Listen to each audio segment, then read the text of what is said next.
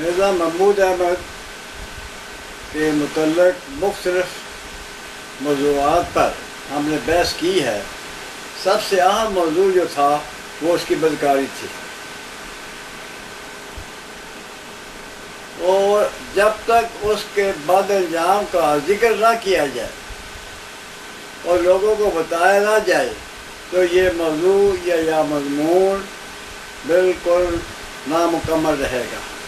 اس لیے میں مناسب سمجھتا ہوں کہ جو مسلمان ہیں یا جو عامدی حضرات ہیں جو میری بات کو سن رہے ہیں، ان کو یہ میں بتانا چاہتا ہوں کہ اس شخص کا کتنا بد انجام ہوا تھا۔ جس قسم کی بدکاریوں کا اس کا ذکر کیا ہے اس کا لازمہ یہی تھا کہ جو اس کا بد انجام ہوا ہے۔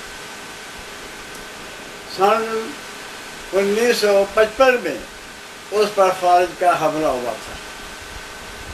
پھر اس کے علاج کے لیے مختلف یورپ کے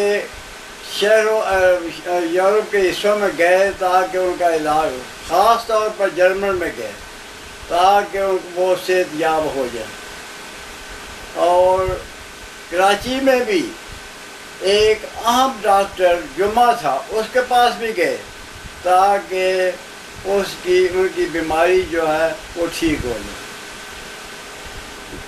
جمعہ صاحب نے جب ان کو دیکھا تو کسی شخص نے اس سے پوچھا کہ اس کو کیا بیماری ہے، تو اس نے خاص انداز میں یہ کہا کہ یہ بیماری کسی شریف آدمی کو نہیں لگتی۔ یہ مجھے روایت بیان کی تھی میاں عبد المنان عمر نے۔ یہ حقیقت ہے کہ جو ان کی بیماری تھی وہ بدکاری کا ایک لازمی حصہ تھا۔ جو ان کے خاندان کا شہود احمد، جو سید خاندان کا چشم و چراغ ہے، اس نے اپنے آنکھوں دیکھا حال بیان کرتے ہوئے کہا کہ میں ان کے کمرہ میں گیا اور جو حالت دیکھی تو وہ ناقابل بیان ہے۔ اس اذیت ناک حالت میں وہ تھا کہ میں نے سمجھا کہ جو عذاب خدا اگلے جہان میں اس کو ملنا ہے اس کو میں نے اس دنیا میں بھی دیکھ لیا۔ وہ کہتا ہے کہ اس کے سارے جسم میں زخم تھے، بدبو آ رہی تھی اور سر ہلاتے تھے، اور ان کا جسم سکڑ کر بالکل چھوٹا سا ہو گیا تھا، اور جو افراد خانہ تھے ان کے پاس جانا ناپسند کرتے تھے۔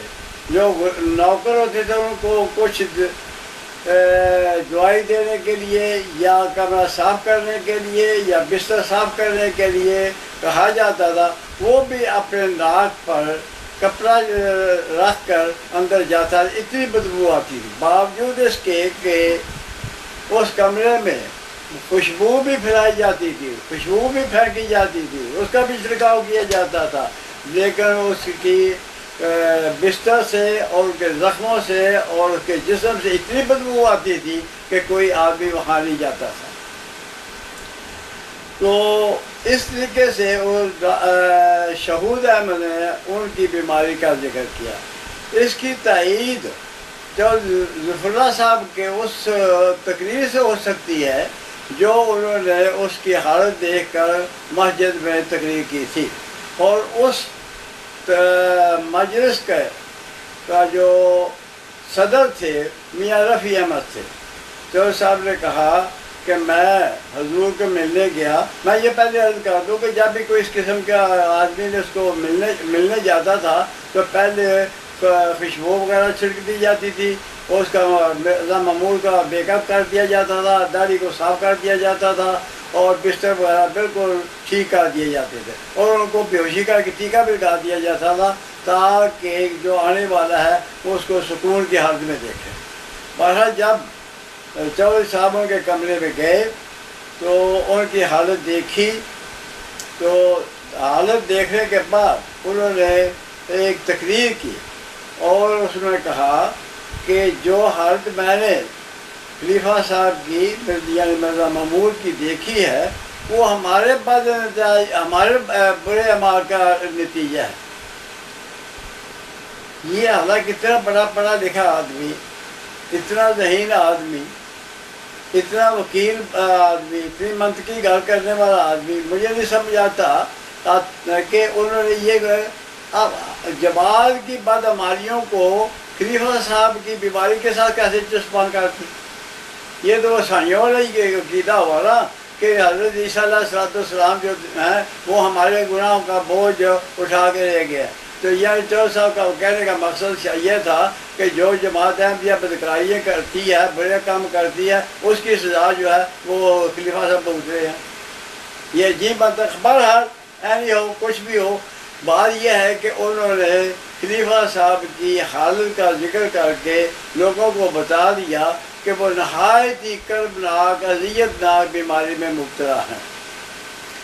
جب وہ تقریر کر کے بیٹھے تو میاں رفیع احمد صاحب اٹھے، انہوں نے کہا کہ چودھری صاحب نے حضور کو دیکھا ہے، ٹھیک ہے وہ بیمار ہیں اور وہ ایک اذیت ناک حالت میں ہے، لیکن یہ حالت جو بیان کی ہے وہ چودھری صاحب تو بیان کر سکتے ہیں، لیکن کسی دوسرے آدمی کو یہ اجازت نہیں ہے کہ وہ حضور کو ان الفاظ میں بیان کرے.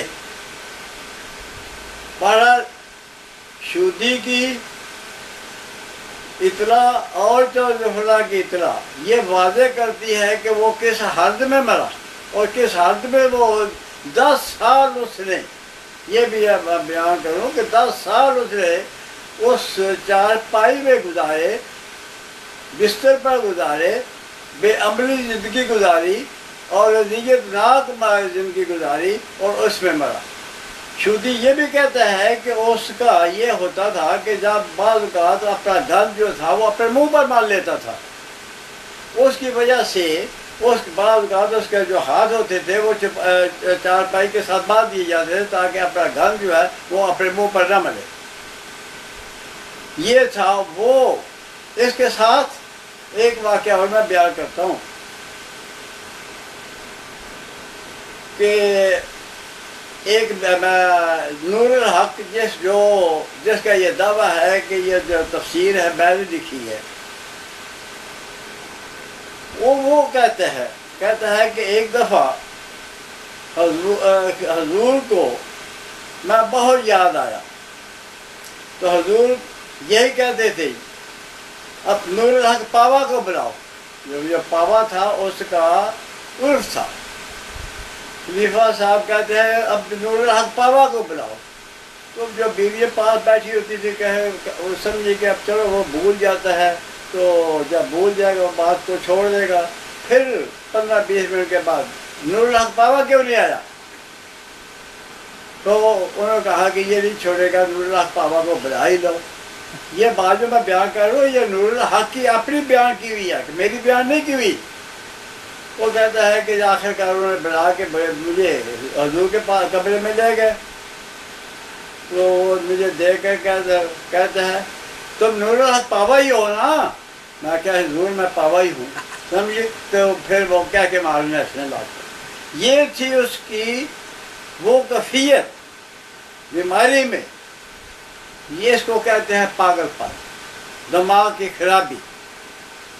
اگر کوئی آدمی یہ نہ سمجھے تو پھر اس کا علاج ہمارے پاس کیا ہے. اس طریقے سے میں رفیق احمد جو اس کا بیٹا ہے اس کی روایت بیان کرتا ہوں.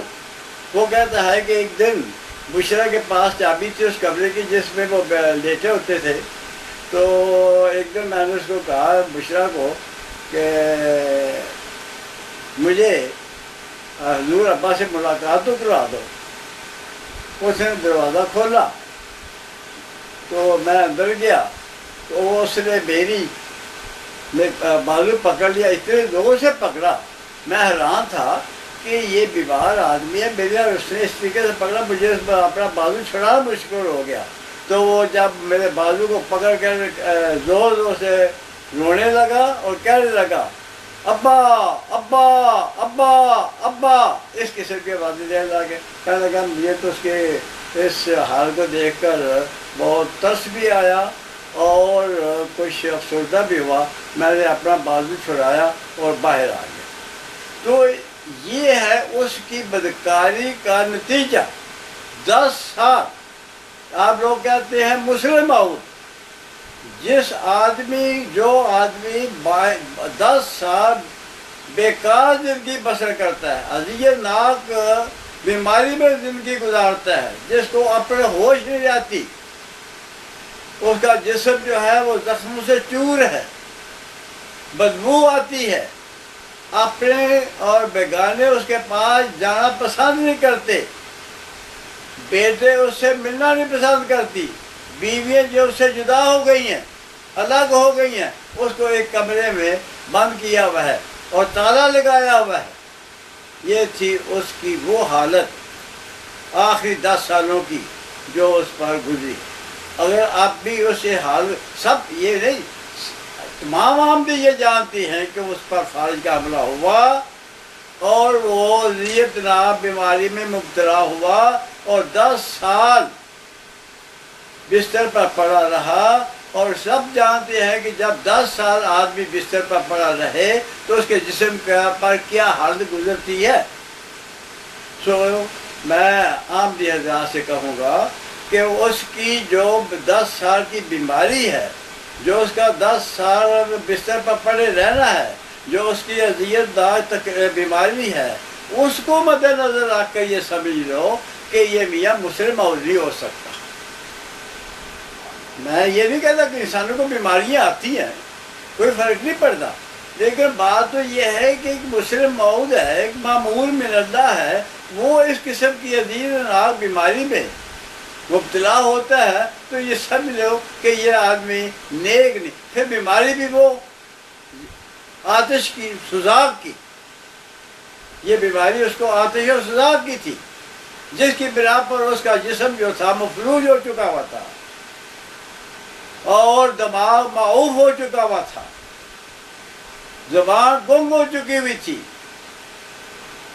تو میں جو فہمیدہ آدمی ہیں جماعت احمدیہ کے، ان کی خدمت میں پھر عرض کروں گا کہ خدا را اس بدکار کو مسلم مود نہ مانے. آپ ایک انتظامی حد کہہ سکتے ہیں کہ ہم نے ایک جماعت کا آخر ایک جماعت کا سربراہ ہونا چاہیے، بنا لو، اس میں کوئی فرق نہیں پڑتا، کسی کو بنا لو. لیکن مسلم موت کو ان کو قرار دے. ایک تو ساری زندگی ان پر زنا کے الزام لگتے رہے ہیں، پھر اس کے بعد اس کی بیماری، یہ دونوں باتیں ظاہر کرتی ہیں کہ یہ آدمی نہ نیک تھا نہ مسلم موت تھا.